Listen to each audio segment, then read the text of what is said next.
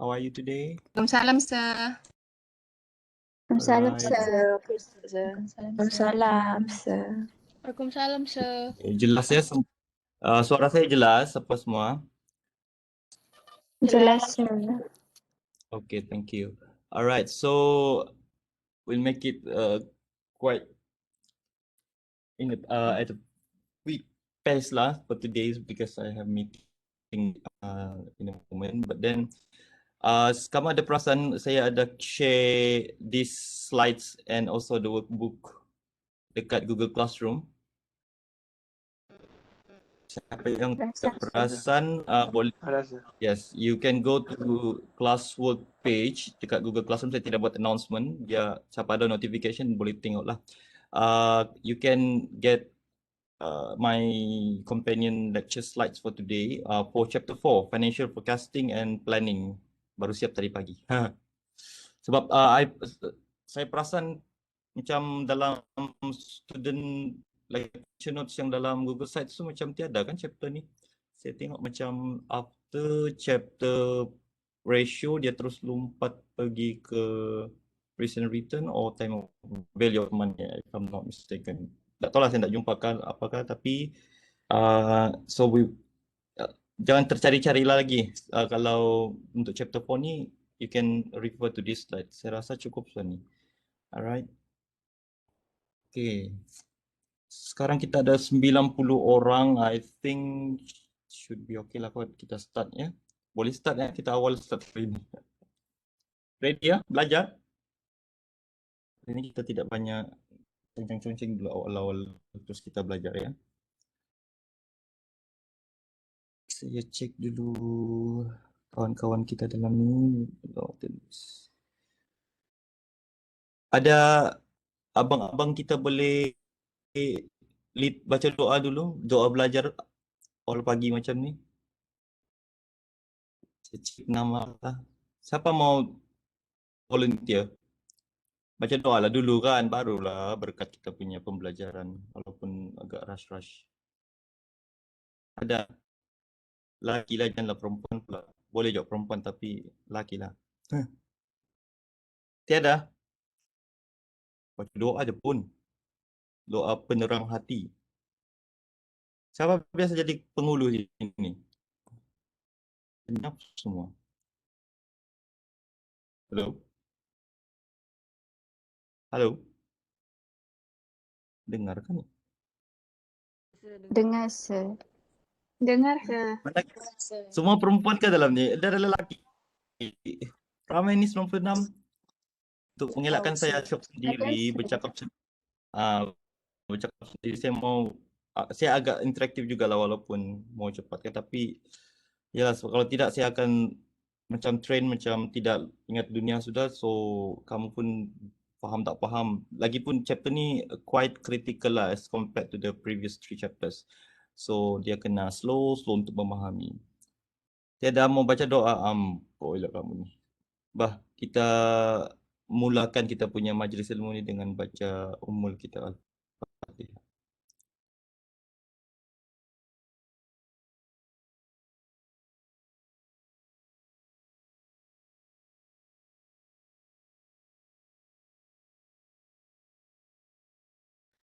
Alright. Okay, bismillahirrahmanirrahim. Assalamualaikum warahmatullahi wabarakatuh once again and good morning to all of my beloved students. So today before we dive into the new chapter, which is chapter 4, financial forecasting and planning, I just want to make a quick recap on the previous chapter, which is evaluating the company's financial performance, which is particularly using the financial ratios. All right. So in the financial ratios, basically we have 5 types of financial ratios lah. Tapi usually we only focus on the 4 biasanya. Tapi tidak semestinya yang kelima, which is market ratio, tidak keluar dalam exam sebab pernah juga keluar dalam exam market ratio. Alright, tapi yang dominan selalu memang confirm kena tanya. The first one is liquidity ratio, such as the current ratio and quick ratio. And then we have the efficiency ataupun asset management efficiency ratio. Kita ada inventory turnover, fixed asset turnover, we have banyaklah, ada 6 tu, SCP dan sebagainya. Saya ada siapkan lagi nota baru, nanti saya akan tambah dekat Google Sites untuk memudahkan kamu.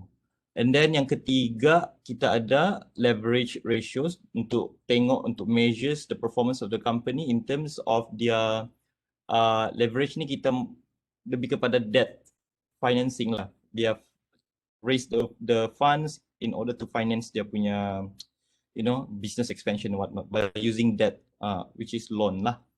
So kita ada debt ratio, kita ada debt to equity ratio, alright? Kita ada times interest earn, berapa kecepatan untuk orang dapatkan interest dan sebagainya. Itu nanti kamu boleh, kalau lupa-lupa so boleh same up balik nanti dalam nota. Alright, and then the last one, bukan the last one, the second last is profitability ratios. We have a lot in this ratio too, because we have NPM, net profit margin, we have gross profit margin, ROE, return on equity, return on assets, alright. So these ratios most commonly used to evaluate the performance of the company in terms of their profitability lah. Okay, macam mana dia generate sales untuk menghasilkan, macam mana dia menggunakan total assets untuk menghasilkan sales, macam mana dia menghasilkan net income dengan menggunakan aset sebagainya.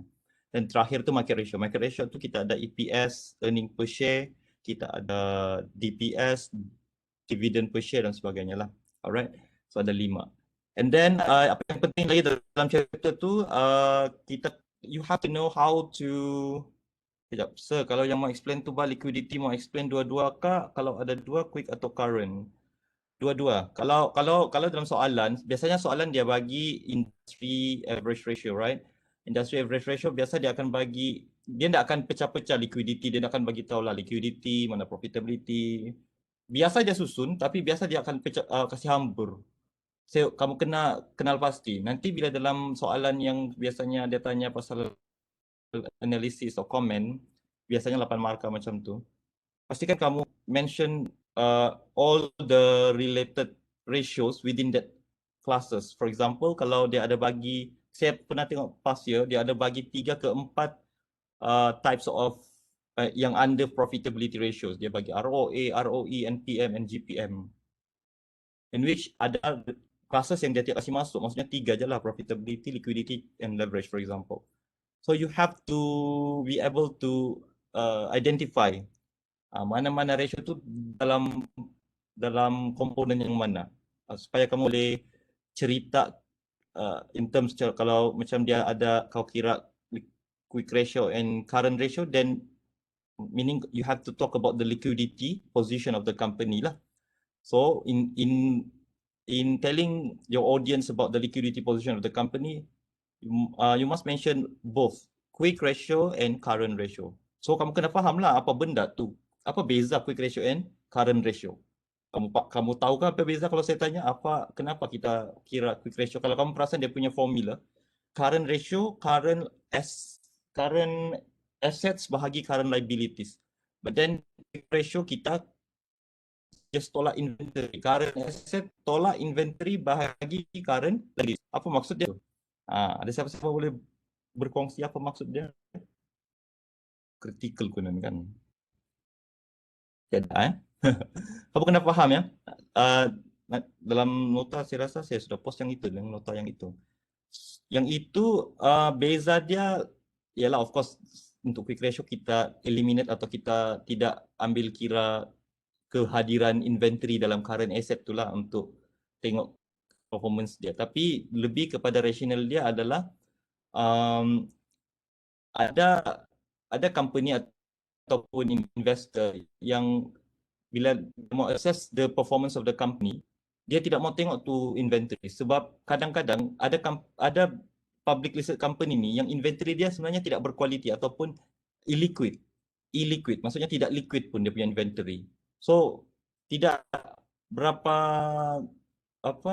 transparent lah kalau dia tengok current ratio, maksudnya as a whole dia masukkan sekali inventory kan. Sedangkan inventory yang ada dipegang oleh company itu adalah inventory yang tidak liquid pun, yang simpan berkurun lamanya.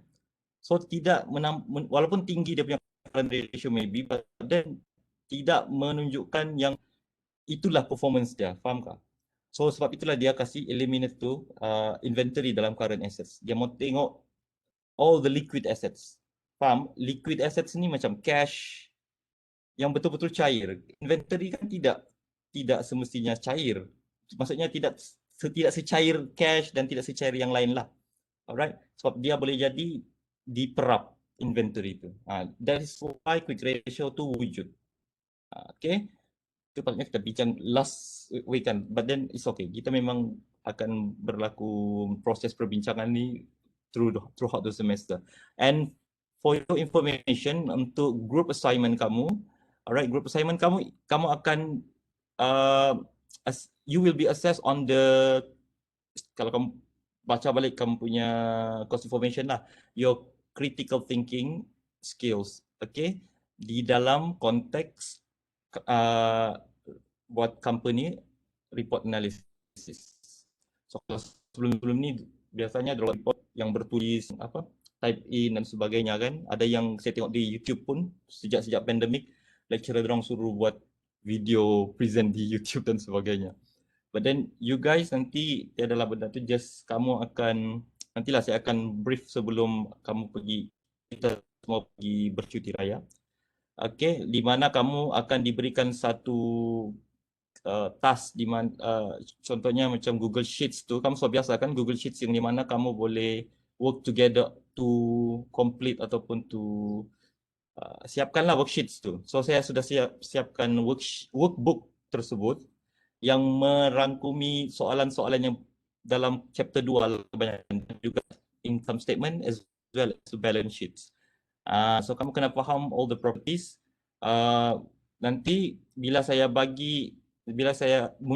muncul benda tu di kamu punya Google Classroom, kamu cuma ada masa 2 jam saja, masa lecture macam ni, untuk settlekan tu workbook, yang mana workbook tu ada worksheet dia. Maksudnya worksheet pertama kamu kena settlekan income statement, and then yang kedua balance sheet, dan yang ketiga ada kamu kena buat analysis of ratios between two companies within the same industry. Itu kita panggil sebagai peer group analysis. And ada lagi satu, kamu kena buat comparison between the company to the industrial average. Apa benda industrial average tu? Industrial average basically dia adalah average keseluruhan company dalam industri yang sama lah. Right. So kamu yang itu kita akan bagilah industrial average ratio tu, kita akan bagi, yang kamu just buat adalah analisis. Sebab kamu akan kira sendiri ratio kamu tu, and then bila kamu sudah dapat ratio tu, which is kawan kamu yang akan buat daripada worksheet yang sebelah-sebelah tu, and then bila dia sudah siap, kamu akan ambil dia punya data tu, and then kamu buat analisis pula dekat situ. Semua akan berlaku di dalam Google Sheets tersebut. Sampai ke checkpoint yang terakhir, barulah kita buat wrap up. Dan Google Sheets tersebut hanya boleh diakses oleh certain and particular groups sahaja. Maksudnya kalau kita bagi, kamu akan muncullah kamu punya nama. Kan biasa kan Google Sheets, kamu perasan di atas tu muncul kamu punya muka, cing keluar macam tu. So pastikan each and every one of you, walaupun group assignment, so kena bersedialah in terms of knowing the properties punya ratios, tahu macam mana membaca income statement, balance sheet. Kalau tidak, kawan kau tengah buat, kau pula tengah bingung. Kau mau menanya kawan kau tengah buat dia punya part. Dan bila kau tidak buat kau punya part, yang lain tergendala lah. So 2 jam yang masa akan diberikan. Itu just briefing secara rambang lah. Nanti saya akan bagi yang secara details. Alright, so kita tinggalkan dulu. Alright. Okay, settle lah. Itu recap. And then kalau ada soalan lagi sebelum kita masuk ke chapter 4. Tiada? Ada soalan?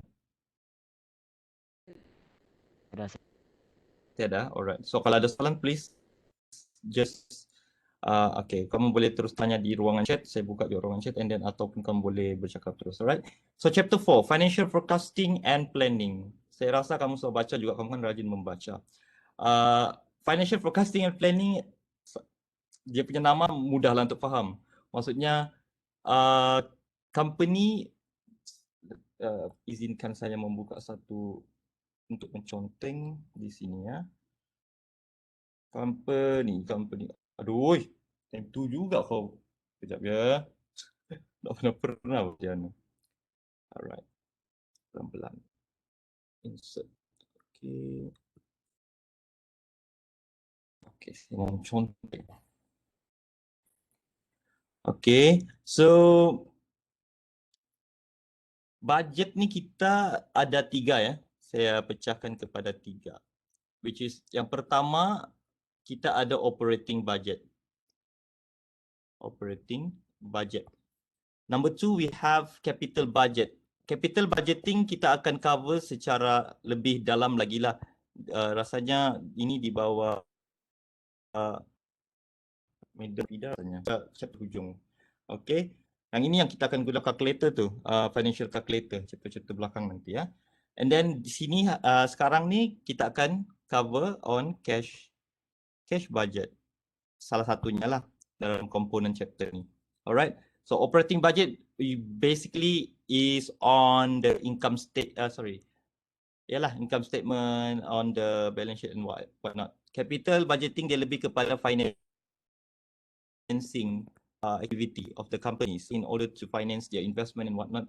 So they budget on their capital. Alright.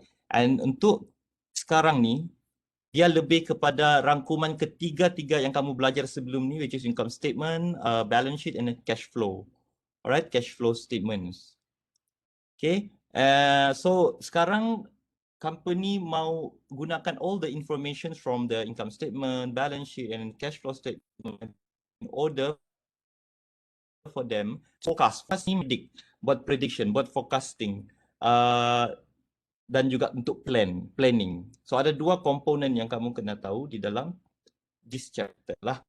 Alright. Forecasting and planning. Ya. So saya akan cover first the forecasting part and the second yang boleh memutarbalikkan otak kita adalah planning tu. So itu yang saya cover later on. Alright. Okay. So what is financial forecasting? Macam saya cakap tadi adalah prediction ataupun future projection of the company of their revenues and costs. So when you talk about revenues and costs, kita akan cakap pasal income statements, right?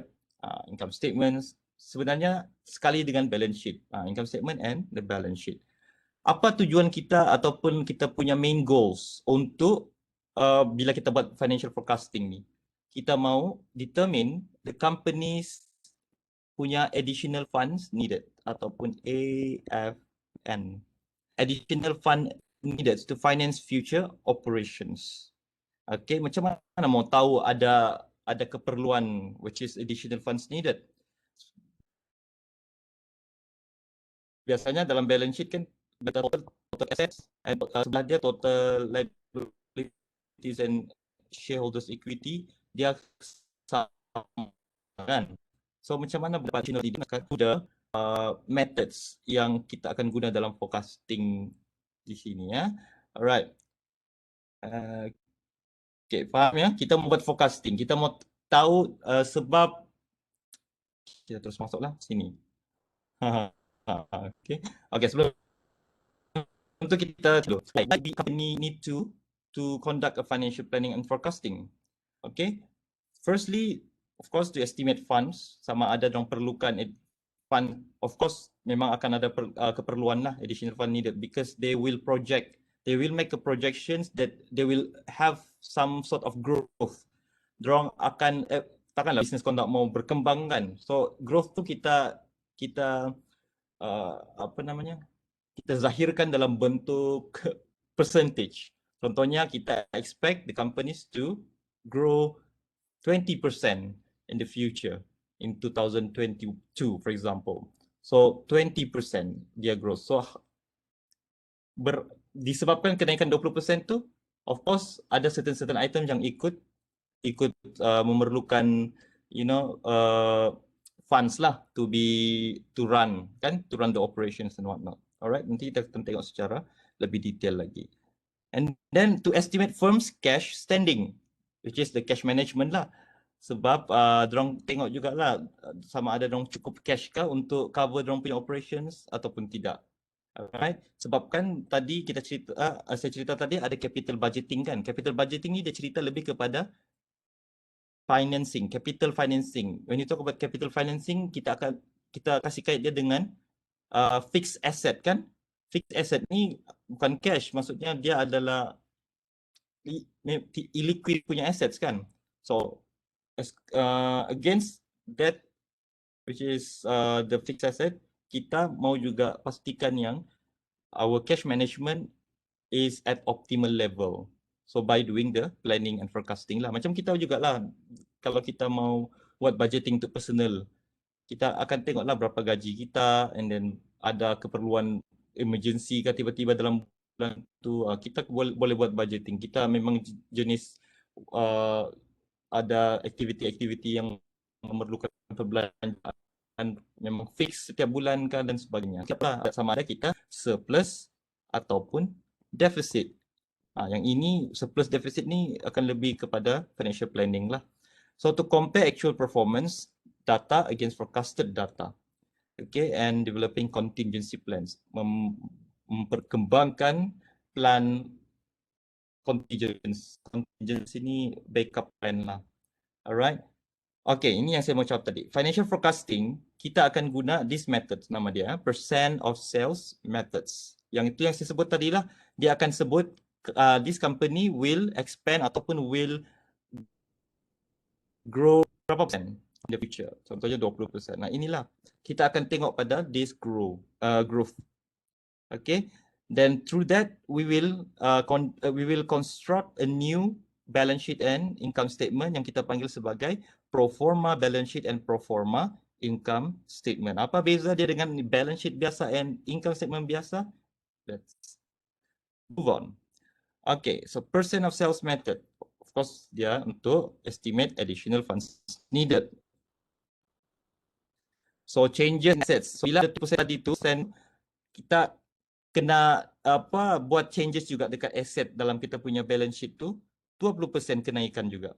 Liabilities, equities sama juga. To support and increase in sales. Sebab yang kita project adalah sales. Jualan kita tu meningkat sebanyak berapa persen. So untuk cover, untuk support kita punya jualan tu, of course kita kena naikkan juga capacity kita punya assets, liability macam mana dan sebagainya. Alright.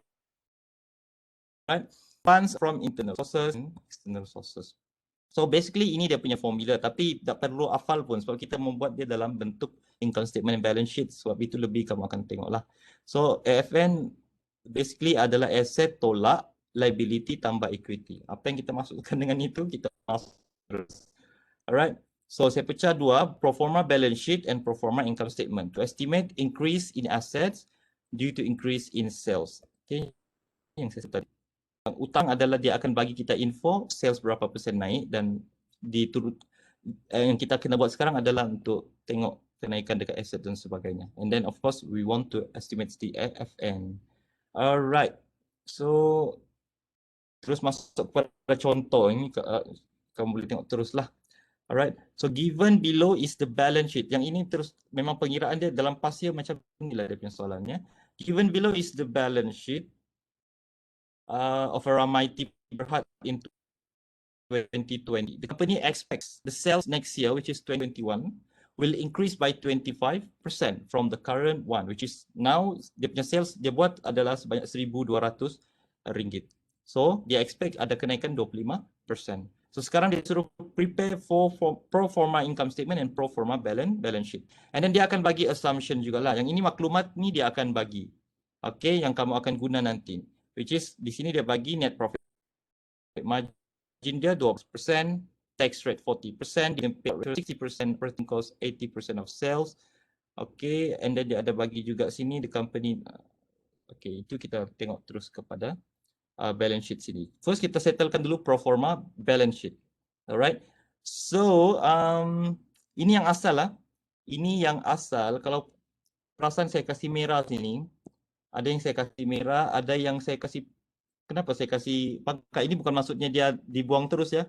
macam notes payable, long term debt, dan kamu tengok macam garis macam tu bukan dibuang terus. Maksudnya yang ini, kalau kamu tengok dalam nota saya bagi situ, semua yang saya kasih merah ni, dia akan ikut naik by 20%, like the sales.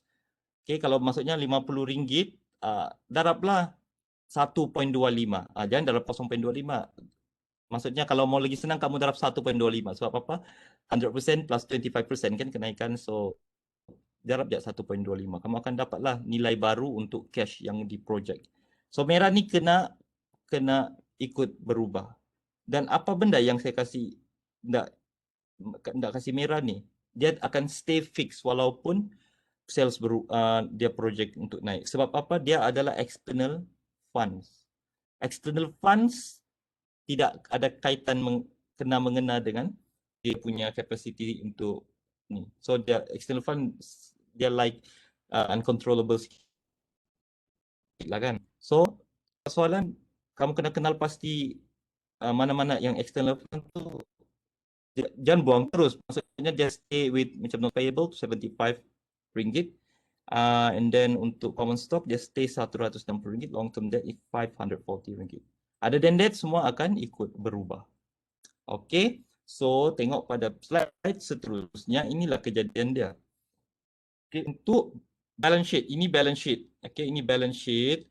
This one is income statement. So dua-dua kamu kena buat lah kalau dia suruh prepare both kan. So kita buat balance sheet dulu. Okay, yang ini initial kan, cash 50, account receivable 110, apa semua ni. Tengok saya dah buat situ darab 125, which is 25% of increment. So 50 darab 1.25, you will get the new one, which is forecasted cash sebanyak RM62.50. Senang macam tu je lah. So saya nak buat lah macam nanti lama pula sini. Tapi kamu faham lah ni, maksudnya sini pun 1 darab 1.25. Ini pun darab 1.25. Okay, ini itu dah dapat ni, nilai forecasted ni. Alright. Okay. So, total assets kamu dulu 1,300.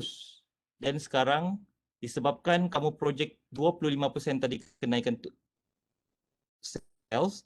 So, total sekarang kamu perlu 1,625 untuk tampung kamu punya sales projection. Okay, so ada lebih sudahlah situ kan.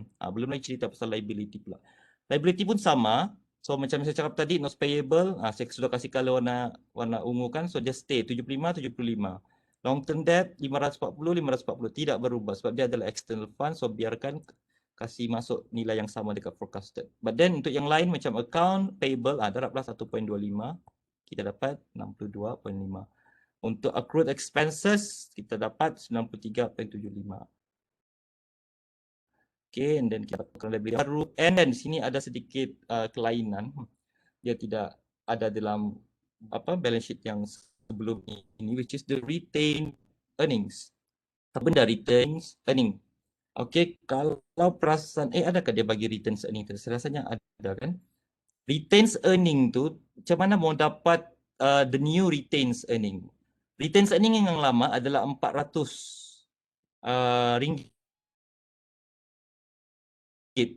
Ini kamu retain saja. Yang lain tu macam biasa darab 1.25. Ini retain earning tidak boleh darab 1.25 terus. Dia ada cara dia, which is menggunakan this formula. Okay, dari mana mau dapat semua jumlah-jumlah apa figure-figures dia ni? Retain earning lama. RE kosong tu retain earning lama, which is berapa? 400. Plus apa dia SI? S1. S1 adalah forecasted sales. Forecasted sales. Sebab tu satu. Kalau S0 tu initial sales kan. So initial sales kita adalah 1,200. Berapa kita punya initial sales tadi? 1,200 kan. Ini initial sales kita. Tapi dia sini dalam formula adalah forecasted sales. So dalam 1.25, which is kita ambil 1,500. Ini formula tidak berubah ya, memang macam itulah dia. Okey. Darab NPM. Di mana mau dapat NPM ni? Kalau perasan tadi, net profit margin tu diberikan di dalam assumptions, which is dalam soalan dia bagi. Alright, assumptions. Dekat sini kan, dia ada bagi NPM 12%, just terus darablah 0.12. Okay. And then apa lagi dia mau darab 1 minus DPR, dividend payout ratio. Pun dia bagi kan, ini senang sikit lah dia bagi semua, which is 60%. So terus tu pula 0.6. Salah. Return earning 72. Ini changes baru. Tambahlah dengan the initial return earning 400, jadilah dia RM472. Faham? Okay. Tapi soalan ni boleh jadi tricky bila dia bagi info yang perlukan kamu berfikir sedikit lah. Kamu kan mantap bab main challenge ni. Yang mana kadang dia bagi maklumat dividen. Dia tidak bagi maklumat dividen payout ratio. So kamu kena cari, kamu kena tahu formula dividen payout ratio tu sebenarnya derive daripada apa? Dividen bahagi EPS. Ya kah? Kah dividen bagi apa nama? Share lah. So kamu kena tahu dia punya formula. So maklumat tu ada dibagi, cuma dia tidak bagi dalam sebiji macam tu, dividend payout ratio. Ataupun dia tidak bagi sebiji macam tu. Mana NPM dia ni? Tiada dia bagi net profit margin. Tidak dia bagi dalam bentuk ratio. Tapi dia bagi dalam bentuk tidak, belum dikirakan lagi. So kau kena kira sendiri. So kalau kau tidak hafal ratio sebelum ni, kau tidak hafal tu apa NPM, cara mau kira NPM macam mana sudah, lost lah kau. Salah lah sudah kan. Tapi kalau kau jenis yang hafal dan faham yang NPM tu datangnya daripada apa dia, sales bahagi net profit kan. So kau carilah sales dia bagi kan, net profit dia yang dia bagi dalam maklumat assumption adalah net profit bukan NPM. So kau tahulah sales sudah ada maklumat dia, ada net profit, bahagi je lah, dapatlah NPM. Okey, jangan panik, mesti ada tu semua. S1 tu tadi apa? S1 tu adalah forecasted sales. Alright, S2 adalah sales ya.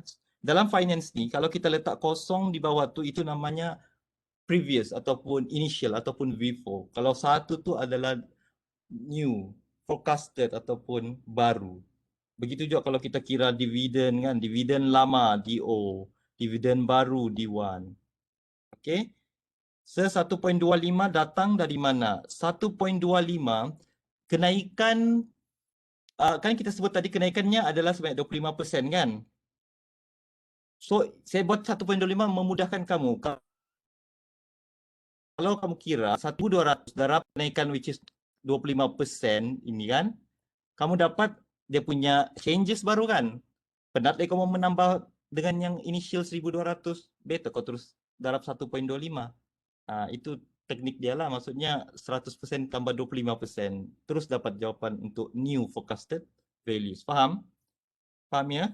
Boleh je kamu mau darab 0.25, but then jangan lupa add balik initial, add dengan initial. Jangan yakin letak tu rupa buluk, bukan apa boleh nampak itu. Kamu letak changes bukannya forecasted. Saya buat macam ni supaya terus dapat forecasted figures, values. Okay. Ada lagi soalan sebelum kita move on? Saya rasa proforma very easy actually, simple lah. Kamu buat banyak soalan dia, insyaAllah no problem untuk bahagian proforma. Boleh? Tu je proforma ya. Clear? Okay. Nanti kamu buat latihan tutorial. Saya pun ada yang dia workbook tu belum dari tutorial. Nanti tutorial masing-masing dengan workbook tu daripada past year juga. So kamu boleh try buat.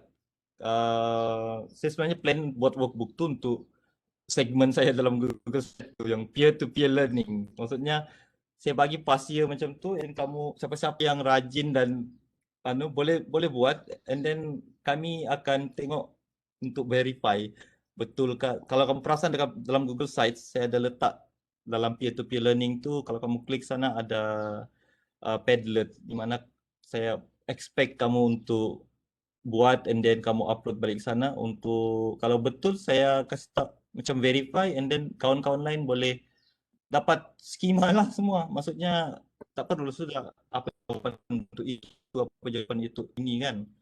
Tapi memerlukan willingness jugalah some of you untuk sharing the knowledge and what not kan. So mana yang salah kamu buat, jangan salah lah. Dan kita akan perbetulkan mana yang salah. Benda tu menambah lagi anu lah supaya kamu pusing-pusing di Google Search tu sama je benda ni lah. Tiada-tiada kan. So sebab tu saya cuba untuk mempelbagaikan. Alright. So minta kamu punya support jugalah bila saya buat benda-benda macam tu, support lah. Kan. Tidak juga anu, dari orang mengecam. Salah kan tak salah. Bina jam 9. Pakai ni ya, financial budget. Alright. Boleh ya? Okay. So ini kamu boleh dapat dia punya, maksudnya saya buat macam ni supaya kamu boleh conteng lah actually, tapi tak apalah tu. Okay, next actually the second part of this chapter. The first part saya terus lah, which is forecasting. Forecasting kita menggunakan, kita recap lah. Forecasting kita menggunakan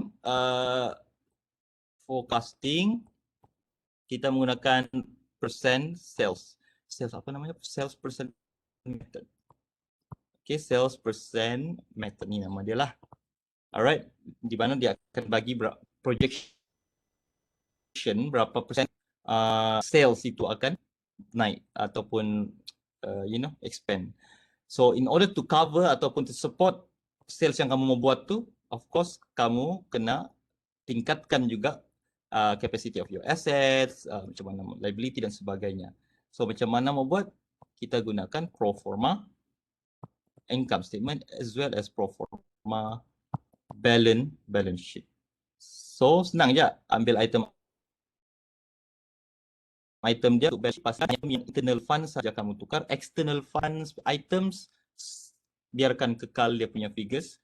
Okay, yang internal fund kamu darab dengan the percent of sales.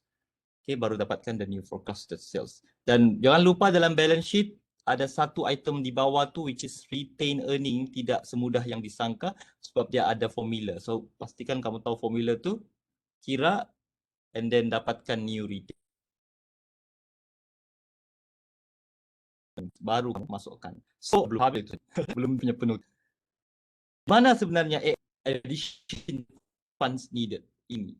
Apa benda ni? So saya padam dulu. Banyak betul sudah contengan. Padam. Okay. Right. Ni ya. Okay, so kamu sudah dapat forecasted total assets, total which is total liabilities and shareholders equities tu mesti sama kan. So sebelum ni 1,300, of course total claim 1,300. So automatically bila kita dapat 1,625 dekat total assets, dekat total claims pun akan sama 1,625. Mesti nama pun balance sheet. Kena sheet ini kena balance, alright? So bila kamu kira, okay, akan ada tiba-tiba, bukan tiba-tiba lah, akan wujudnya satu kotak kosong which is addition. Sebab kamu teliti ni, okay, bila kamu kira dia memang tidak akan bila ditambah dengan assets ni akan balance juga. So tidak perlukan additional funds ni, tidak logik ya. So bila kamu kira the total liabilities dengan the shareholders equities ni, bila kamu tambah, dia akan, bila kamu sorry macam apa saya mau cakap, total asset tolak dengan yang ini ni, kamu akan dapat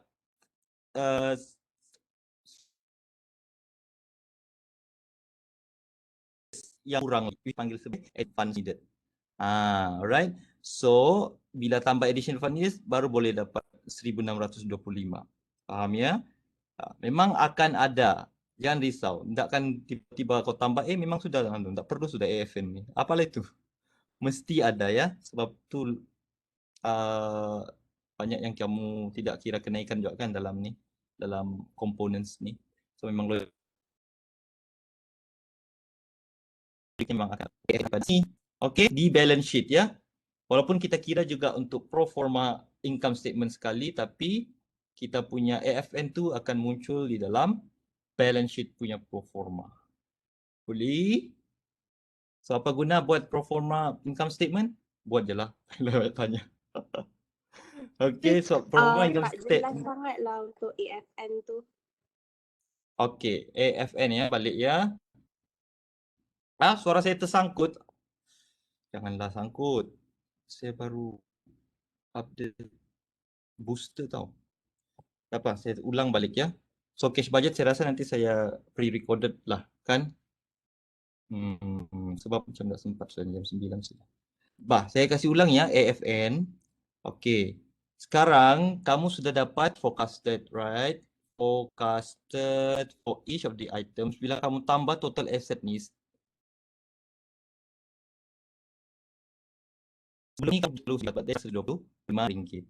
So dalam balance sheet, of course total asset mesti balance dengan total claims. Total claims ni adalah total liabilities plus shareholders equities. Okey?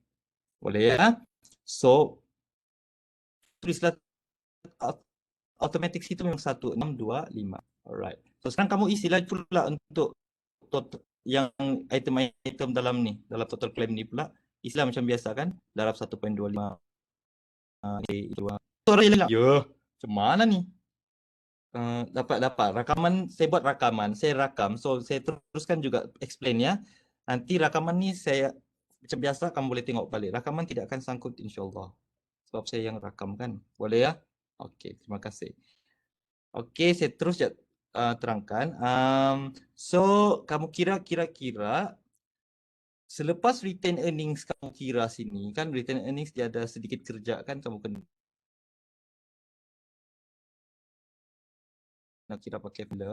Belum kamu kan ada satu sales ataupun rows dalam kamu punya balance sheet yang kosong, which is AFN. AFN letaknya di sinilah, yang terakhir, item terakhir.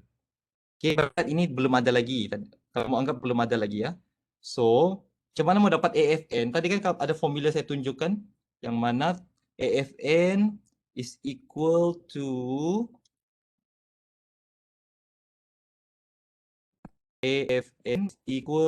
total asset tolak total liability plus shareholders equity. Inilah terjemahan daripada benda Allah ni. Okey, di mana total asset tu which is mana tu? 1625 kan? Total asset kita 1625 kan? Tolak total liability, ini segala liability lah plus tambah sekali. Okey, tolak ini. Alright. Itulah dia AFN. Sebab tu saya cakap tak payah hafal tu formula pun no problem because kamu kena kira dalam balance sheet dia automatic macam ni lah juga. Boleh bah? Boleh bah? Boleh kah? Faham? Nanti kamu buat kamu faham tu. Boleh ya? Alright. Saya harap kamu dapat nanti untuk tutorial hari ini kamu buat forma dulu. Faham ada yang dari finance tak boleh laju terus ke cash budget. So cash budget tu memerlukan sedikit masa untuk sebab dia ada complicated sikit.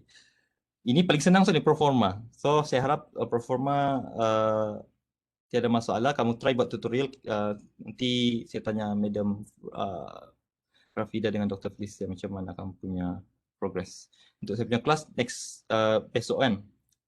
So sampai situ sahaja. So cash budget kamu boleh tengok dulu kalau mau tengok membaca.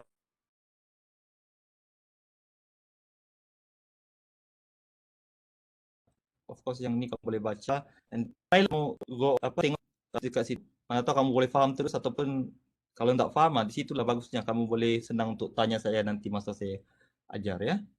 Sir, SE tu tadi apa? SE mana SE? Oh, shareholders equity. This one is shareholders equity. Sorry ya. So kena ingat dalam komponen sheet kena balance sheet. Padam lagi. Okey. Kena asah balik kita punya sebab memang chapter by chapter kamu memang akan guna apa yang kamu sudah belajar daripada chapter 1 sampai chapter di belakang tu. Okey, balance sheet kan kita ada total asset, di bawahnya adalah total liability plus shareholders equity. Total asset ni segalalah. Current asset plus non-current liability termasuk current liability plus non-current liability. Okay, shareholders equities adalah macam common stock, okay, long term debt atau bond, okay, dan juga retained earning biasanya lah. Ini adalah shareholders equity. Yang mana ini semua adalah claims, maksudnya bukan kita punya lah. Asset kita punya, liability and ini pemilikan orang. Dan juga orang yang berada di dalam. Kena tahu dia punya istilah-istilahnya, terms-terms bila saya guna nanti, kamu senang untuk faham lah. Okey, boleh. Ada soalan lagi sebelum kita ni? Saya perasan dalam 4 past year untuk FIN 430 ada satu je pro forma lagi. Soalan pro forma sebab FIN 430 rasanya baru, dia punya kod tu baru. Sebelum ni 420. Saya sebelum cek lagi dalam past year 420. Pun ada juga tu. Kamu boleh cek dekat EQPS 420. Sana ada banyak set sebab dia agak lama sikit. Kalau 430 saya rasa macam baru 4 past years. So dalam 4 tu ada satu soalan pro forma. Okay, which is saya ada masukkan dalam workbook yang saya masukkan dalam Google Classroom. Boleh try buat. Nanti boleh upload dekat Google. Kalau mau buat ini bukan tutorial lah, just mau aktiviti semak-semak ke apa semua, boleh upload dekat Padlet yang berada dalam Google Sites. Bolehlah explore sana dekat Google Sites tu. Ada saya letak sana. Kau jumpa tak jauh banyak benda sana tu. Belum lagi. Pasti banyak, insyaAllah. Ada lagi soalan sebelum kita so saya belum bersiap lagi jam 9 saya kena gerak sudah. Boleh ya? So kalau ada apa-apa boleh tanya dekat ni lah Telegram ataupun Google Classroom dan sebagainya. Okay, so next kita akan cover pula untuk cash budget financial planning for chapter 4. Baru selesai saya punya sesi. So lepas ni kamu akan bersama dengan Dr. Felicia untuk cover chapter 5 dan ke atas onwards. So mungkin minggu ni dah saya settlekan semua saya punya parts. Okay, so after this mungkin saya boleh aktif dekat Google Sites lah juga untuk memperancakkan lagi learning. Alright, so thank you very much. Saya rasa tiada soalan tu kan, kalau tiada soalan? 1, 2, Ada 3. sir. Okay, terima kasih. Thank you very much for tuning in for our short session today. So stay safe. Assalamualaikum. Waalaikumsalam. Waalaikumsalam. Thank you, Bye, sir. Thank you, sir. Thank you, sir.